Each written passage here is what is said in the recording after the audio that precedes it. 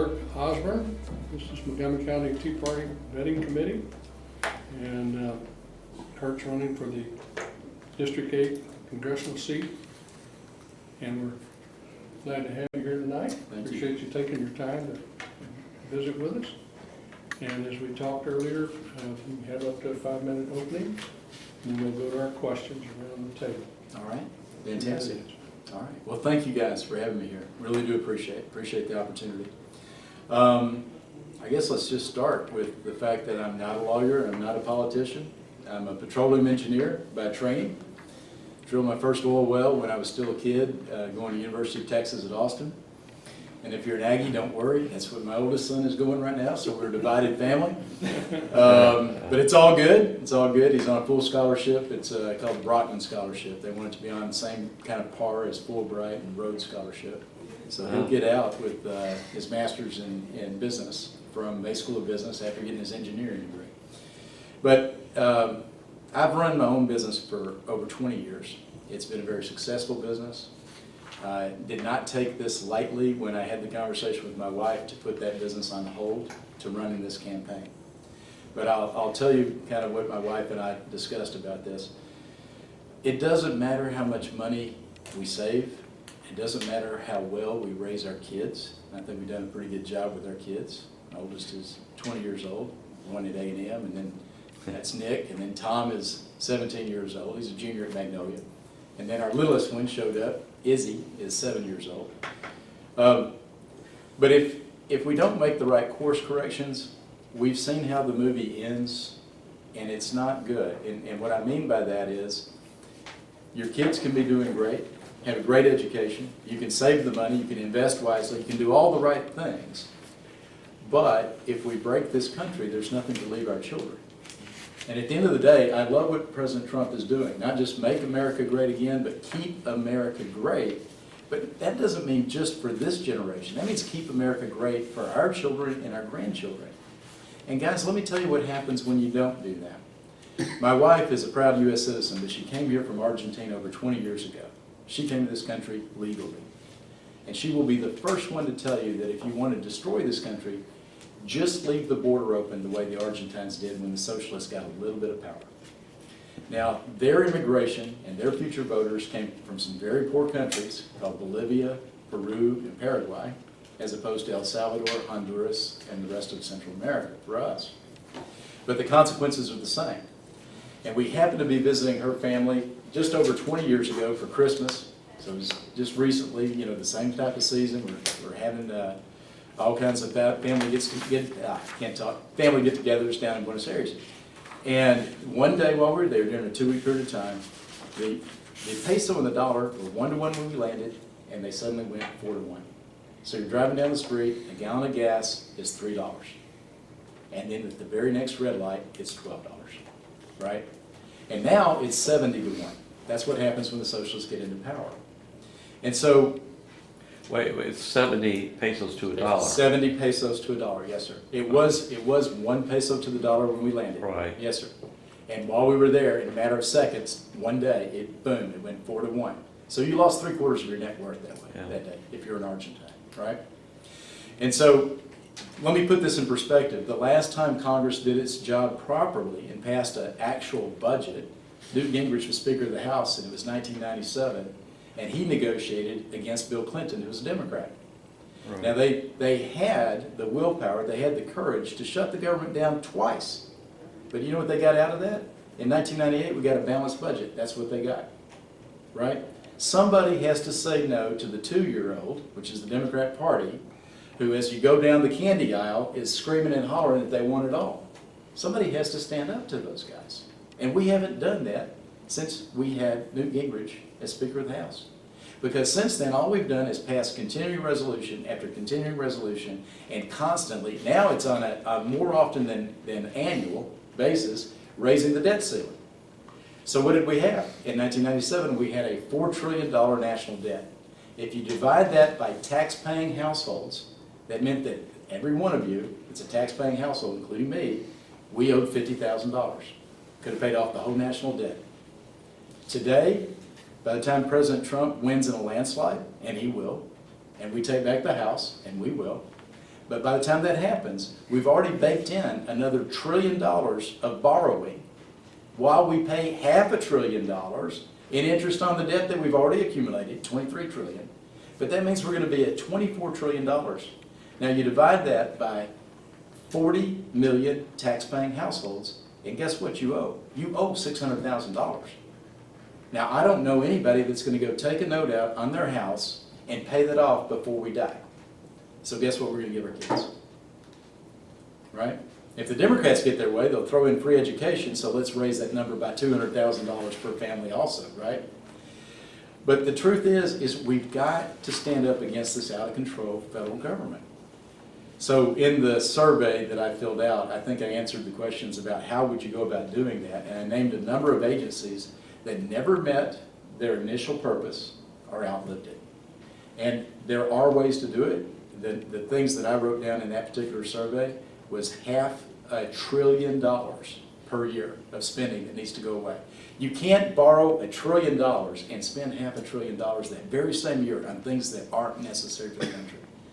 So this was the kind of conversation that Lou and I had. I'm doing this so that we can leave a great country to our kids. Our parents left us a great country with virtually no debt after fighting World War II and winning across the entire globe and stopping communism. Why we can't do that for our children it's just unthinkable to go down the path we're going. And I think I may have extended my 5 minutes. There's just a couple other quick things. If you look at the Republican Party, and I've been a Republican my whole life, my first vote was for Ronald Reagan, kind of give you an idea. I'm 57 years old. And we've had the House of Representatives for 20 out of the last 25 years. Somebody told me that, and it was so shocking to me that I had to go look it up to make sure it was true. We've had the House of Representatives for 20 out of 25 years. You can't tell it from the national debt. And you can't tell that we had the House, the Senate, and the White House as recently as 2016, 17, and 18, and did not have the courage to completely repeal Obamacare, and could not fund the border wall for the $7 trillion that President Trump was asking for when we had all of those things. Dear Lord, you talk about misuse of funds. First of all, we pay over $1 billion a day. We pay over $1 billion a day just in interest on the national debt. President Trump was asking for 1 week of interest on the national debt. You know what we would have gotten? Better border control. The cost of illegal immigration is $125 trillion, no, I'm getting my T's and my B's. It's $125 billion a year is the cost of this country. And then if you add in the opioid epidemic, you add another $625 billion to that. That's $750 billion of cost to this country by not enforcing the border. And he only asked for 7. He's a good businessman. But anybody can see if you could spend 7 to get 750, it's a good deal. And we didn't do that when we had the House, the White House, and the Senate. And we did not kill Obamacare like we promised 10 years ago when our colleagues said, give us the House and we'll repeal it. And those of you that are constitutional conservatives like I am, you know the questions that were asked, but Obama will still be in the White House. You won't have the White House and you probably won't have the Senate. And they said correctly, we control spending in the House. We can starve the government until we get rid of this, what I consider unconstitutional law, but we'll do it. So we gave them the House, didn't get rid of Obamacare. Gave them the Senate, didn't get rid of Obamacare. Gave them the White House and did not get rid of Obamacare. Now guys, I'm telling you, when I was getting my name on the petition, I knocked on doors where the houses are about $200,000 each, right?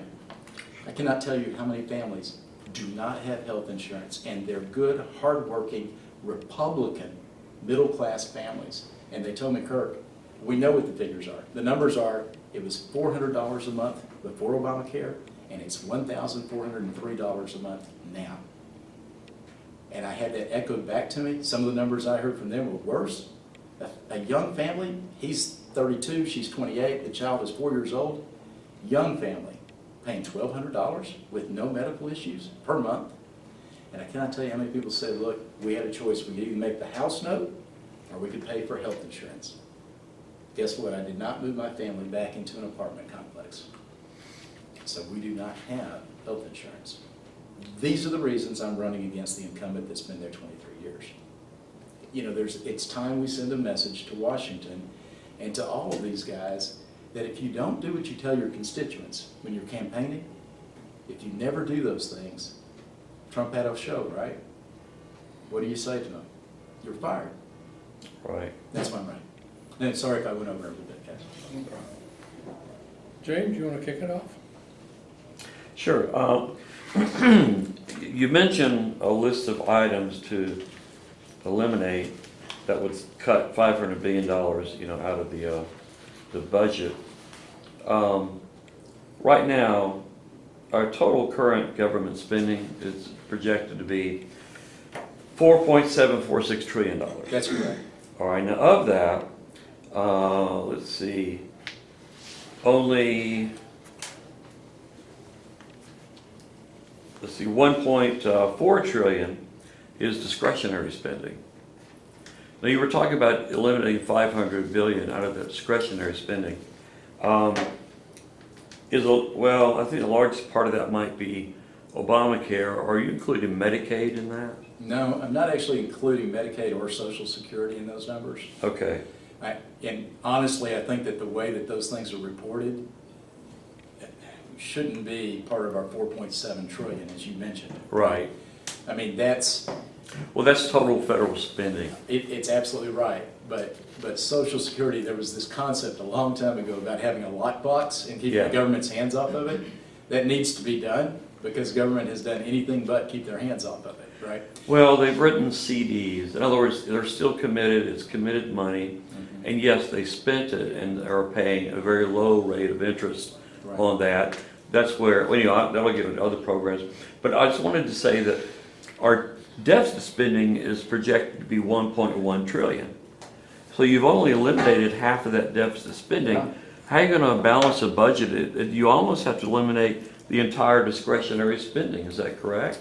Which that includes salaries of military and that sort of thing. That's discretionary. I think we're going to have to be a lot more competitive in the way that government runs. So it's not about lowering military personnel salaries. Their salaries are not high enough as it is.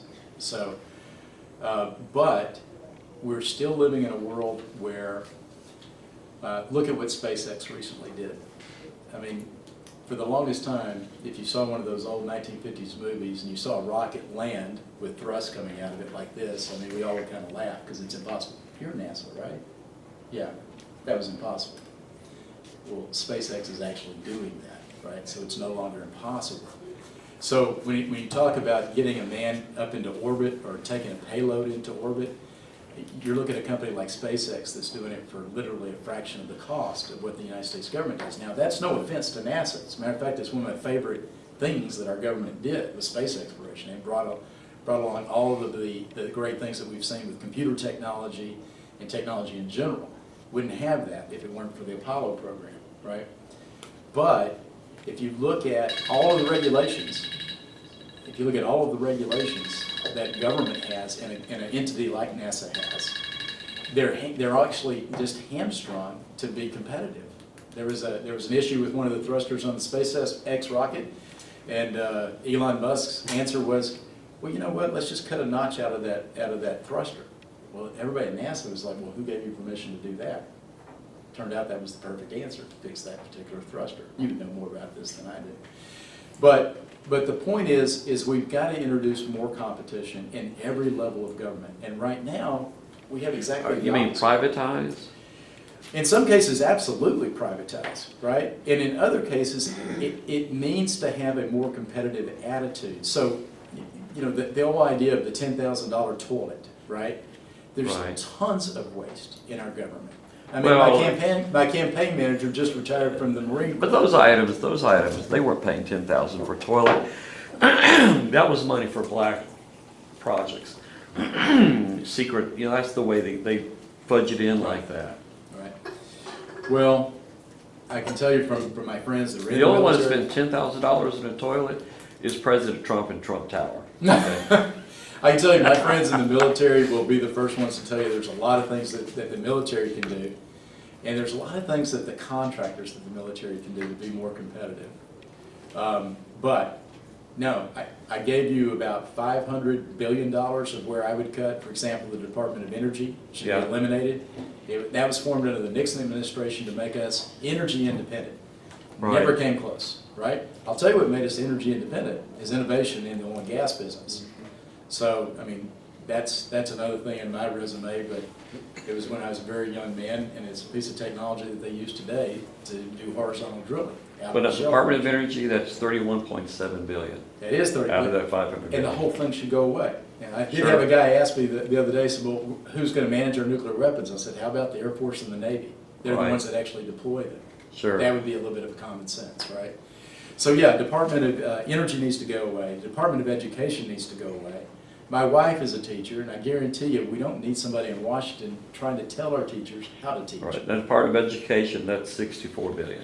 Correct. So now we're up to 100 billion, right? Right. What about HUD? I didn't get that one. Okay. I got Department of Commerce, that's 12.2 billion. So HUD is over, well, health and urban development, that whole genre, it's a little bit more than just HUD, but you're looking at over $100 billion in that category. Okay, And I'd refer you to. so we're like 2.2 billion, trillion, I mean. We're at like at We're- 220 billion. Right. Now, I didn't bring my notes whenever I was filling out the survey, so Yeah. I'm not gonna be able to take you line item by line item through that. Well, that's why I was wondering, we put in Obamacare, if that wasn't the remainder of almost 300 billion.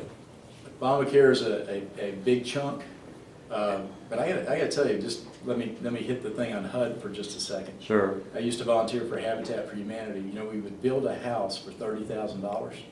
That was the cost. And the family that moved in there were working on the house with you every single day, right? And when they moved in, they paid a low interest or a zero interest note for that house, so they had pride of ownership. And those families were always grateful, and those families, they were awesome folks. So Habitat's built over 1 million of these. I remember one day I was driving, and I was listening to the news, and there was a celebration. I used to get all my news from Rush Limbaugh and NPR. I got both sides, right? And it was at night, so there was no talk show hosts on the AM radio, so I flipped over to FM, and I was listening to some folks at NPR. They were celebrating that they just got this huge federal government grant, not to build 300 units, but to renovate 300 units. And they mentioned the number of the grant. Now, being an engineer, I did the math in my head, and I called them up, and I got on the radio, and I said, guys, do you realize that you're celebrating the fact that there's $100,000 per housing unit, per family unit, that's in a complex, a project, right, that we're spending just to renovate them? Mm. We could have built 3 times that number of single-family homes with Habitat for Humanity if the government would have stayed out of this. It doesn't make any sense. There's very few people that get out of those projects unscathed. They're all scathed to some degree or another, but there's very few that get out of there and are successful. It's exactly the opposite with private, right? And so, I mean, government has been taking a larger and larger role in our lives for Sure. pretty much our whole adult life. It's time to have people in Congress that fight back and roll it back. Oh, go ahead, Bob. So in your questionnaire, one of the questions was, and it's very appropriate for today, if we were attacked again in a manner similar to 9/11, our recent attack wasn't similar because it wasn't here in the States, what should be our response, and what, if anything, should we do differently than we did before? What is your feeling on what's happening with Iran right now and the attack on the embassy and the previous deaths that have taken place of over 111 Americans? Right. Well, first of all, our response needs to be consistent, which it absolutely was not under the Obama administration. You don't defund terrorist organizations and then ship them $1.7 billion, right? That's just not something that you do. And I'm glad that President Trump pointed that out in his speech today. So, if I can interrupt you, Yeah. who is the one that decides, that lets the money go? That we decide that we're going to give them that money? Who does that come through in Congress to get approved? House Ways and Means Committee. So does the chairman of the House Ways and Means Committee not the one responsible for that? As I see it, yes, he is. Okay. Just a question. Yes. I'm glad you bring it up, because anybody in the video that's not aware of that should need to know that our 23-year incumbent, Kevin Brady, is, or was, the chairman of the House Ways and Means Committee until we gave the House back to the Democrats. I had some folks who were trying to talk me out of doing this, and one of them said, Kirk, you won't even be in the dog catcher committee, right? And I said, you The think that seniority, yeah. Right, the seniority level. And I said, you think that that actually matters to me? And it doesn't. That's not the reason that I'm doing this. I'm doing this so we make a course correction and give a great country to our kids. I said, here's what will happen though. When we win back the House, instead of having the same guy there that did virtually nothing when we had the House, the Senate, and the White House, there'll be a different chairman of the House Ways and Means Committee. He'll know me before I ever see him, because I'll be the reason he had that job, right? I'm hoping it's Devin Nunes, but whoever it is that gets appointed to that position, I will make it very clear to them. You have a choice now. Will you vote the way you've been telling your constituents for the last 20 years, or will you vote with the swamp the way the previous chairman voted? If you decide to do the other, I'll find some crazy businessman in your district and we'll fire you too. And that's a message that needs to be heard by DC. I don't know what their attraction to the swamp is, but they need to be afraid of their voters and not whatever it is that swamp has. Does that make sense?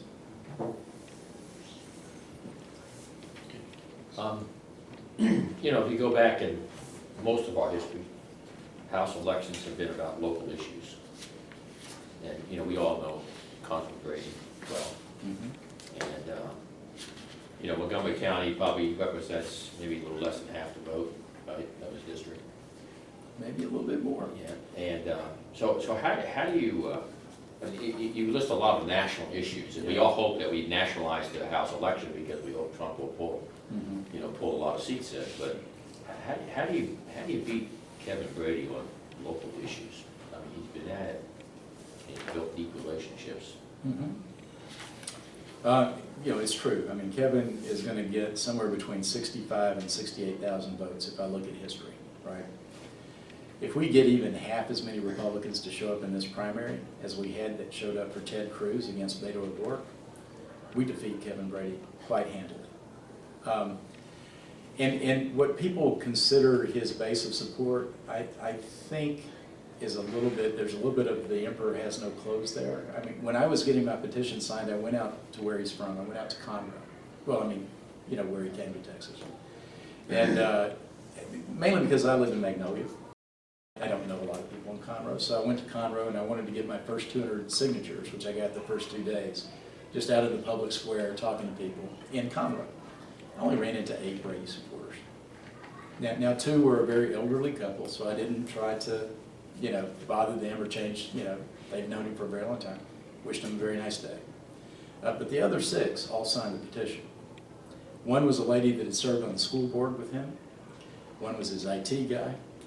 And one, as I was walking down the bar, right, he had already heard what I had to say, and by the time I got to the corner of this bar, it's a great place to get your petition signed, by the way, he kind of put his hands up and he says, I can't do it. I'm a friend of Kevin's. And I said, really? He says, as a matter of fact, he's my brother-in-law.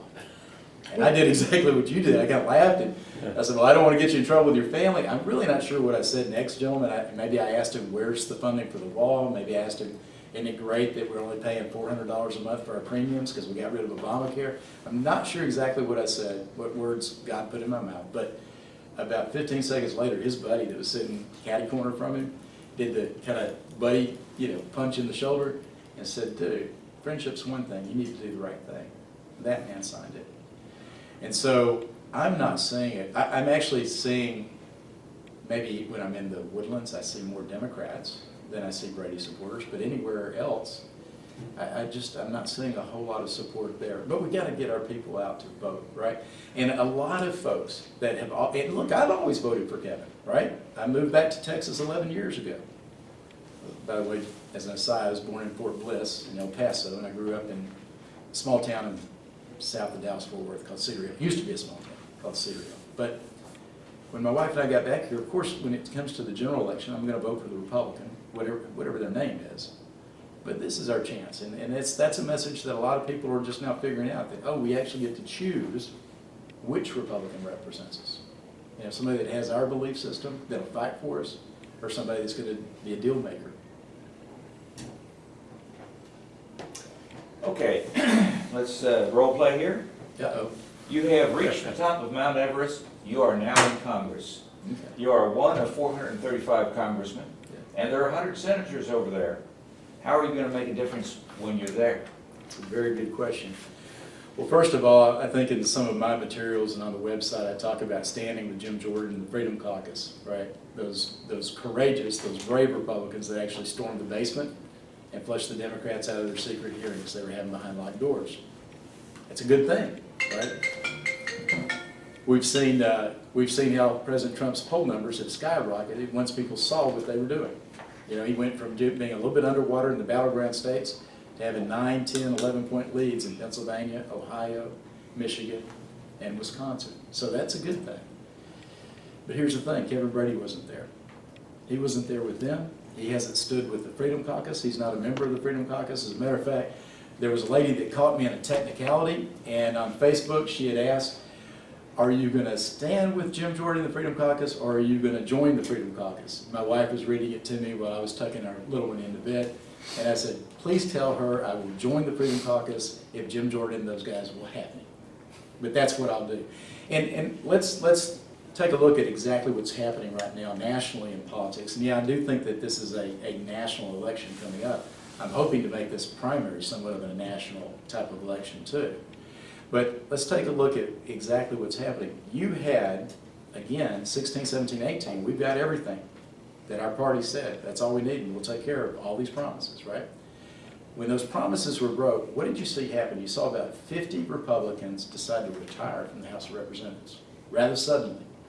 I kind of equate it to the college dorm room when somebody turns on the lights at midnight and the cockroaches have to find a place to go. There's no place to hide now because they did not do what they said they were going to do. So about 50 of them didn't run, and that's how we gave up 40 seats to Nancy Pelosi. So what kind of Republican do you think is running when we take this thing back? This time? I think they're going to be Trump Republicans, right? I think there's a movement that is not the play along, get along, let's be part of the swamp movement. I think we flushed out some of those. I think in this election cycle, there will be other Republicans that don't run because they're never Trumpers. I think it's those real red meat Republicans, what do they call it? Rock-ribbed Republicans is what we used to call it, right?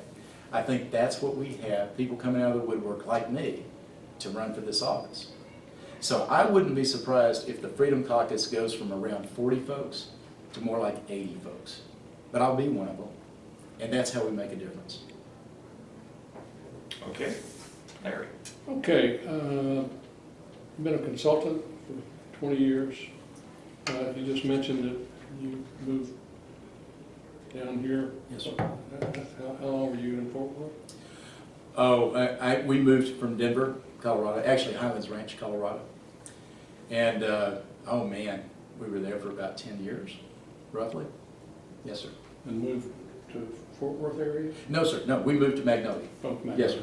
Yes, sir. No, I'm sorry, my hometown, Cedar Hill, that I grew up in, that was a small town south of Dallas, Fort Worth. Yeah. That's where it's at. That's- Yeah. Your consultant business, if you're elected, what will you do with your business? Well, I'll tell you what I've done with it so far. I've put it completely on hold, right? I mean, that's another thing that I think a smart person would have this conversation with their spouse, because, you know, there's that come to Jesus moment where my wife said, so not only are you not going to make money, but you're going to be burning through money to do this. And I'm like, yes, ma'am, that's what I'm going to do, right? Now, we agree at every $10,000 mark, and so far I'm okay. But no, the consulting business is on hold. God willing, we take this election, and on March 4th, I'm the nominee for the Republican Party. Then the consulting business may have to stay on hold. I've got to look at all the FEC regulations and everything else. I know I probably need to do something to make money, because You know, you don't want to just be idle until January. And I'm not saying that there's not another contest. I'm just saying that we're the 4th most conservative district in the United States of America out of 435. So I'm not particularly worried about our ability to beat the Democrat, whoever they field, and they will field one. But no, I want to make sure that I'm doing everything legally as far as the consulting business is, and absolutely ethically. I can tell you this, whatever happens in this race, I know I've lost at least half of my clients already because I changed my LinkedIn page. So I'm in this 100%, I'm in it to win it. When you change your Facebook page, then everybody knows exactly what you believe, right? And I think most of them do anyway, but now it's in their face every day. And there will be organizations that can't do business with me anymore because, you know, their constituents within their company won't be happy with that. Make sense? Mm-hmm. I'll give you a funny story just on that note. When I was training up a bunch of the partners and the managing partner and their staff at KPMG in Luxembourg, we had this conversation, and he says, "You're in Europe a lot on business." I said, "Yes." And I tell my wife, "You guys just love the Texas accent." And he laughed at me, not with me. He said, no, we hired you in spite of your accent and in spite of your political beliefs. So, but that's at one level. It's another thing when you put it on your Facebook page and tell God and everybody, this is what I believe, right? So it's worth it. I mean, we got to do this. We got to take back our country, and we got to take back our government. Anyway, yes, sir. Well, what new legislation, if elected, what new legislation would you write and propose?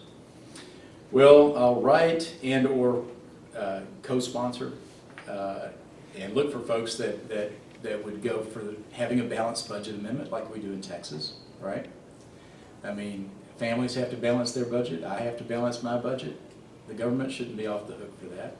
And you're absolutely right. That other $500 billion is going to be one heck of a challenge. Sure. Right?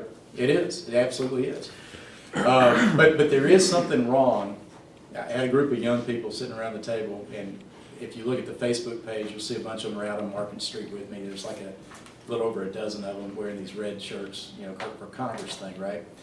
And we were sitting around, and we're just having a conversation about why I'm running and all that. And one of the questions that came up is, what is the purpose of the federal government? And the kids got it right. It's to protect us, right? That's the #1 reason to have a federal government, is to protect the country. So what new legislation would you write regarding that? Well, let me put it this way. They were, just to finish that thought, they were also shocked. They thought that we spent 30 to 70% on the military out of the federal budget. Right. They were a little bit shocked to find out it was only 15%. 15%, right? yeah. So I believe that we have to shrink the size of government. I think a balanced budget amendment will take us part of the way there. The other things, the heartbeat bill that Ted Cruz has talked about, I would happily co-sponsor and support that bill to protect the right of infants. And besides the balanced budget, I mean, the first one that I want to find somebody to sponsor or co-sponsor with me, a bill to repeal Obamacare outright and return competition levels like we had before.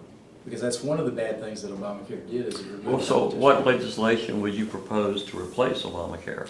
That's the problem. We don't need to replace Obamacare. We need to simply repeal Obamacare. That's it? The promise was repeal Obamacare in 2010. The other language got strapped on later when we failed to do that, and then it was suddenly repeal and replace. Right. As a matter of fact, my campaign manager, Joe Well, Burger, I want to point out that Yeah. one big complaint that we always lose on as Republicans is the fact that we have no proposals on how to lower the cost of medical expenses. But- Do you have any solutions for that? it's a false premise, right? This is letting the media dictate the narrative Uh-huh. versus the Americans that are actually out there voting. Well, but I just Especially heard Trump. from you just want to repeal Obamacare and do Yeah. nothing.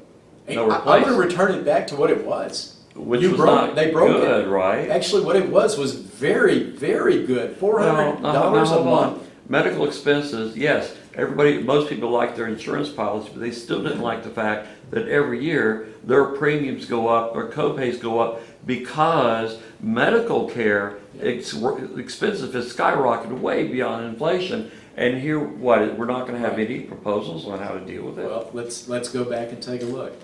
And I will publish these websites in my websites. When people go to kirkosbornforcongress.com, I will put these links in there where you can find it. Because I guarantee, if you simply do a Google or a Bing search and you say monthly premium before and after Obamacare, you'd think that most Americans would like to know the answer to that. You'll get about 12 pages from these guys telling you how great Obamacare is and here's how you sign up. So I did the research, I found all the attribution, I've had it proved out over and over again how much people are paying. But the truth is, you're right, premiums were going up, not nearly as they've gone Yeah. up since Obamacare. Of course, Obamacare, right. But we look back at $426 a month for an average family of four. Right. We look back at that number, and by the way, the number was below 400 just a year before Obamacare, but it was starting to ramp up already with the anticipation of Obamacare. So you're looking at, let's call it $400 a month. We look back at that and we go, that's what we were complaining about? We're paying $1,400, and the insurance is much worse. The deductibles are $14,000, not $5,000 for your family, and you don't get to choose your doctor. So you're saying that we really shouldn't complain, we eliminate Obamacare, we go back to what was there before Obamacare, and we should be happy with what we have, right? Absolutely. Wouldn't you be happier if it was $1,000 a month less than it is? Well, what about the fact that hospitals, they charge everything right and left, you don't even know till you go in. Yeah, Now, I know President Trump made an executive order to try to make all that public, yeah. but it's probably going to require legislation. The fact that insurance is not competitive across state lines.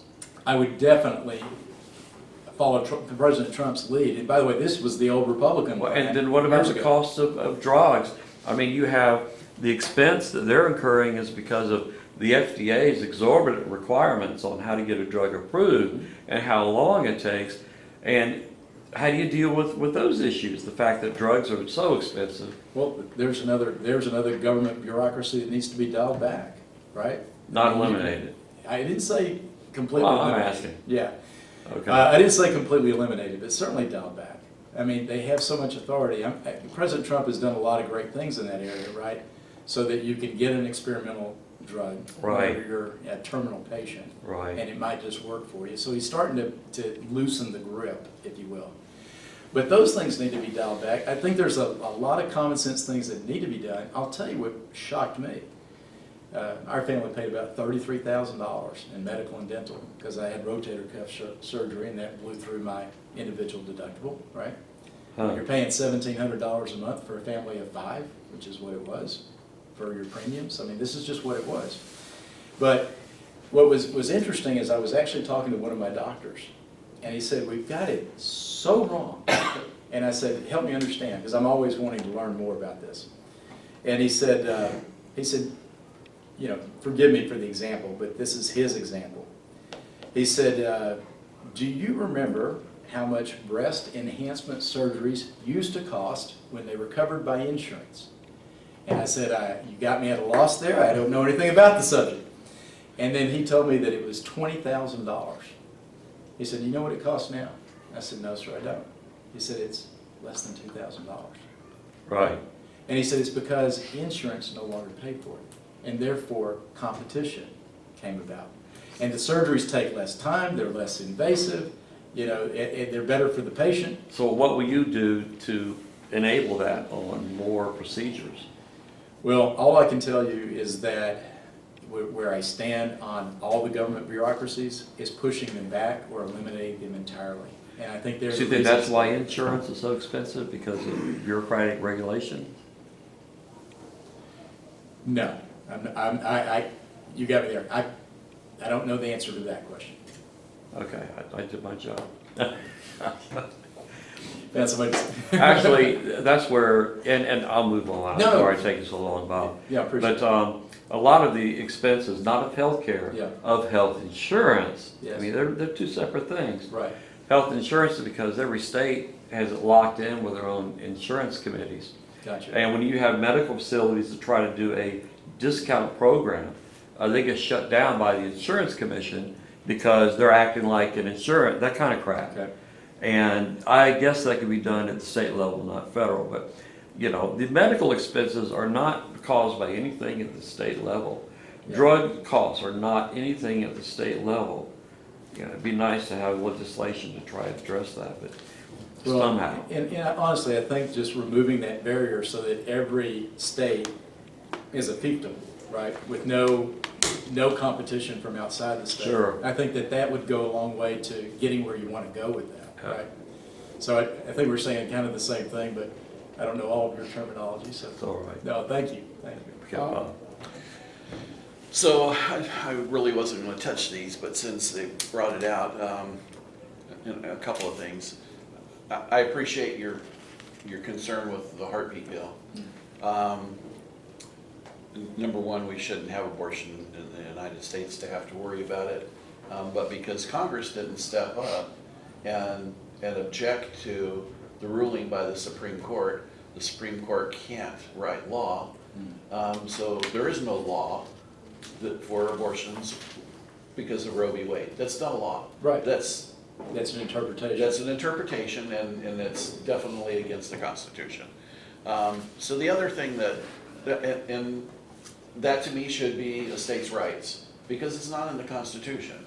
That's a power that's being done that's outside of the realm that Congress has the authority for. Right. And the same thing falls through with the medical. The medical, that's not the responsibility of government. It's not in the Constitution for them to regulate it. It's not in the Constitution for them to regulate the schools. We need to get back to the Constitution and the powers that the federal government was given in the Constitution, Right. not that they took. Right. And the agencies that are out there that are writing regulations, basically laws and what fines. Yeah. That's outside of the realm of the Constitution as well, because they don't have the power to write laws. Right. So, all of that said and done,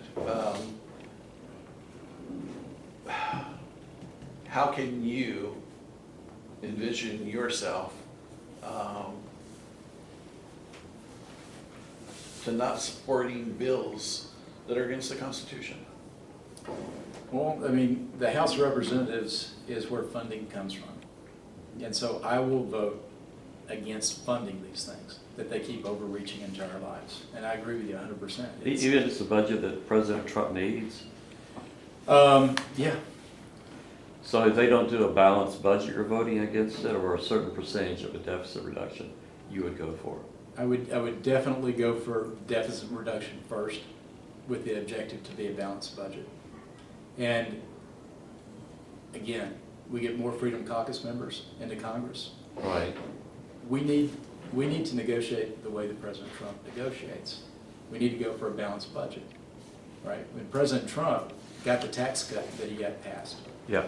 he wanted to have a much lower rate, and he also wanted to have a lot of other things that weren't in there. And as it turned out, when the negotiation was over, he got the rate that he thought he was going to get. But thank God he went for a much lower rate. Mm-hmm. Had he not, had he started with what everybody said was possible, we would be very little changed, right, from where we were previously. But our caucus, right, our Republicans in the House of Representatives have to actually put up a fight. Sure. Not just show up and surrender when the other side says boo, or I'm gonna shut the government. It didn't hurt Ronald Reagan when the government was shut. It won't hurt President Trump to shut the government. But he needs a Congress that'll fight and stand with him and fight for these things. Trump is not into having debt over your ears for the next generation. I think Trump actually ran for president for a lot of the same reasons that I'm running for this seat. Doesn't matter how much money he has. If we ruin the country, there's no place for us. Makes sense? Sure. But yeah, I'll be fiscally conservative and constitutionally conservative in my voting. That's what I can promise you. I'll stand and I will join with the Freedom Caucus in their attempts in this area. You'll have more members in there. And I think we grow. I think our message, actually Steve Bannon had an interview with Frontline. It was called Zero Tolerance. It's a really good interview. I recommend. I've been very busy. I wish I could have watched the whole thing, but I managed to see the first 23 minutes. And in it, he clearly points out that there are two populist movements that are in the United States right now today. And this is in Montgomery County, this is in all of District 8, and this is across the nation. And the two populist movements that are going on is the one with Alexandria Ocasio-Cortez, That's and the socialists. correct, that's very true. And there's another one, right? And that's the Donald Trump populist movement. Yeah, It encompasses what was the Tea Party. Yeah. It encompasses Republicans who are sitting here going, how is it we never win, even Yeah. when we win? And it's a very strong movement. There's actually a lady that wrote a book, and I can't remember the author's name, but the book is called The Great Revolt. And it's all about our populist movement that's going on right now. This is our time to do it. I believe we do take back the House of Representatives, even on the coattails, right? Maybe we don't fully deserve it, but President Trump does. Yes. And he's gonna win in a landslide, and on his coattails, we're gonna take the House back. But when we do, let's take it back with Republicans who will do what they say they're gonna do. sure. Dave? You know, we spend a lot of time talking about healthcare, and I go back over our lifetime, similar in age. And inflation was up 250, medical was up 750, but education, university education is up 1250. So you got a couple of kids in the schools. Well, how do we, you know, fix the university system? We built this Taj Mahal. Yeah. Everybody's teaching, you know, one time a week. You know what I mean? And, you know, they got all these directors of diversity, who outnumber professors now. Yeah. So how do we fix that? How do we? Well, there's competition when there's not somebody writing a big fat check, which means there's no need for competition, right? And so just like we need to take the federal government out of healthcare, we need to take the federal government out of student loans as well, right? I mean, I don't know about you, I paid my education. Thank God I had a National Merit Scholarship, so that funded about a third of it. My dad funded about a third of it, and me working in the oil field did the other third, right? I'm really blessed with Nicholas because that's a full ride that he's got at A&M. The fact that he's doing that, my wife is teaching at Bear Branch Elementary School, means I'm not digging the hole so fast as I would be otherwise as far as burning through money. But you know, I know exactly what you're saying. I actually volunteer, and I go back to my old alma mater once a semester, and I teach a class, engineering class at UT. And it's there's actually a class called Communication for Engineers. And I always joke with the lady. I said, And they need "Thank that God, because we need it. Us engineers need that." And the one day that I get to teach the 3 classes when I go back every semester, there's a saying at UT that says, "What starts here changes the world." And my subheading that I put under it is, "But only if you can sell your idea." Right, and we have a very fun day, and you know, teaching these guys how to get their ideas across and sell their idea. I've never practiced what I've been out doing as a consultant for the last 20 years in politics, except one time. And if you go back and look at the 2002 election of Bob Beaupre, who was the former chairman of the Republican Party for Colorado, when he ran for our new 7th district from all the influx of people we had from California, you'll see that that man won against the Democrat by less than 200 votes. And I will tell you that a lot of friends of mine that are Democrats voted for him. But it was on a very clear message that sells our vision and our ideals. And we can talk about that at another time. Great funny stories, they spread virally.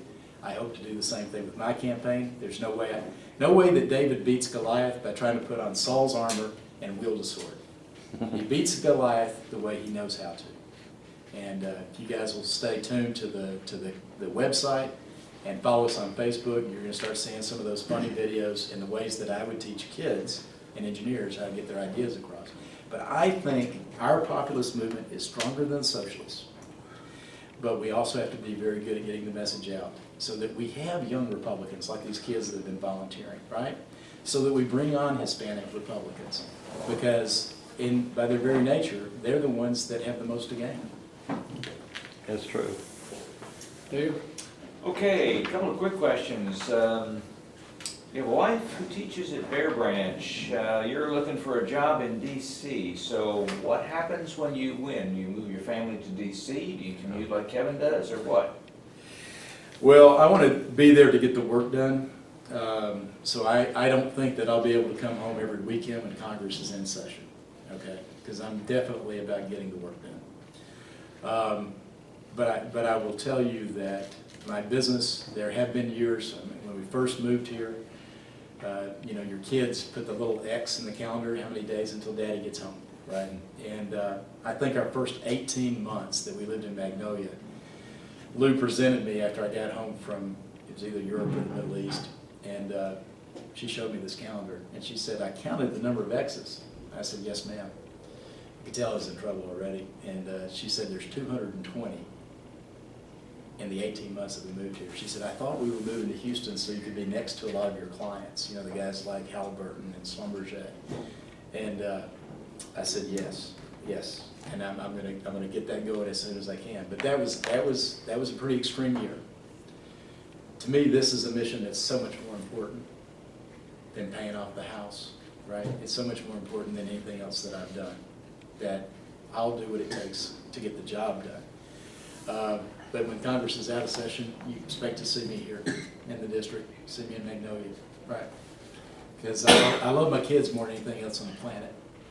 And after all, at the end of the day, that's the reason I'm doing this. I'm 57. I mean, if I get hit by a car on the way home, I've had a great life. But I cannot stand the thought of not leaving a great country for our kids. So this is for Nick, who's 20, Tom, who's 17, and Izzy, who's 7. And it's for your kids and your grandkids. But that's why you're volunteering to do this. That's why you're in the fight, and that's why I'm in the fight. Okay, one quick question before my time expires.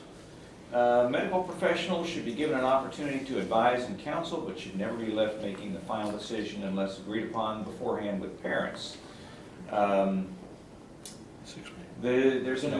There's a very current headline out there about Tinsley Lewis. I'm sure you're familiar with the case. I think she's 11 months old now, been on life support her entire life. In Fort Worth? Right. And so, how long do they keep her on life support? I know the 10 days does seem kind of extreme. Do they keep her on life support for 30 years in the hospital, or, you know, is there a limit? Well, first of all, I don't think it's the government's job to be doing that. But the government makes it their job to be doing it because the government's the one paying for it. Does that make sense? So it's a little bit convoluted. If we get government out of healthcare, then government doesn't have a stake in that game anymore. Right now, government does have a stake in the game, and it's to let the child die because it's costing the government money. Does that make sense? Yes, but if the government gets out of the game and it goes to free market, how long do you think that hospital is going to keep up that health care?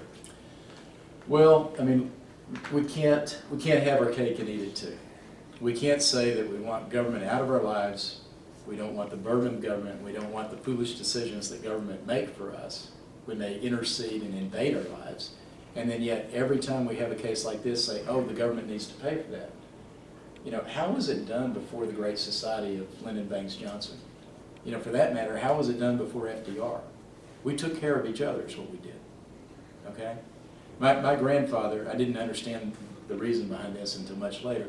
I just knew that his nickname was Farmer. You know, he had a farm. What I didn't know is that during the Great Depression, he took his cotton farm and he plowed all 800 acres under and planted corn. First of all, the market for cotton wasn't that great. And second of all, people were starving. So he fed the county, Shelby County, Alabama, during 2 winters of the Great Depression. We used to take care of each other, and we will take care of each other again. But we got to look to one another instead of looking to the federal government. I'll give you a perfect example. A friend of mine was telling me, said his daughter moved in with him, and you know, she moved in with her child, and he was like, yes, let's get you back on your feet, let's do that. She didn't like his rules because she's under his roof again. So what did she do? She's on welfare, and the government's paying for it. So the government has become her parent. The government has become the family. And in some cases, unfortunately, the government has become people's God. We got to make government, you know, I'm not in favor of everything that Rand Paul says, but it needs to be so small we barely notice it's there, right? And then we will have the wealth and the means to be able to take care of each other. That's how I feel about it. Okay, I'm not sure I understand the bottom line answer. but Well, the that's okay. bottom line answer, you already have people doing GoFundMe donations for the child. Okay. And what I'm saying is people will come and help people. I mean, it won't be until she's 30 years old, right? I'm not saying that any of us should be on life support that long, but it should not be the government's decision. Does that make sense? It should be the family's decision. Okay. All right, if you'd like to take up to 5 minutes for closing. Oh my gosh, okay. Well, we covered a lot of ground there, thank you. Thank you guys very much. Yeah, I tell you what, it's been a humbling experience. And I've certainly met more people in the last couple of months of doing this than I probably would have ever done any other way. And I've heard a lot of good stories from folks, and I've heard a lot of stories about how much people are hurting in our district. And it's absolute negligence. I'm a Republican. I'm a proud Republican. I want us to have Republicans that we're proud of. Okay? I had a guy that said, well, I was thinking about running. I said, you should do it. He goes, well, if you win, I'll run against you. I said, go right ahead. This district doesn't belong to the candidate. Whether he's been there 23 years or he's never been. This district belongs to District 8, right? These are our people. We can have people that will actually show up and vote the way the district would vote. I mean, there's a reason that people put their name on a sign and write the word conservative on it, right? Because this is a very conservative district. Again, we're the 4th most conservative district out of 435. It's just that the congressman that's been there doesn't vote that way. As a matter of fact, I will post this link on my website as well, but you can go to conservativereview.com and you can look at any congressman's voting record. So don't take my word for it. Look at your congressman's voting record. And what you'll notice whenever you do that, they look at the last 50 most important votes that every congressman has made. And you can see where they stack up. Jim Jordan has a ranking with Conservative Review that's 93. Dan Crenshaw has 83.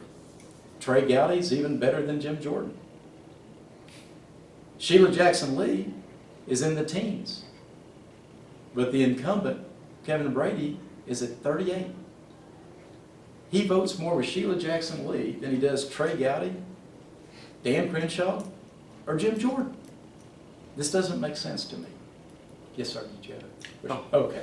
And so, look, this is not something that I was just dying to put my business on hold and go into, some form of debt, even if it's my second son's college that I need to pay for.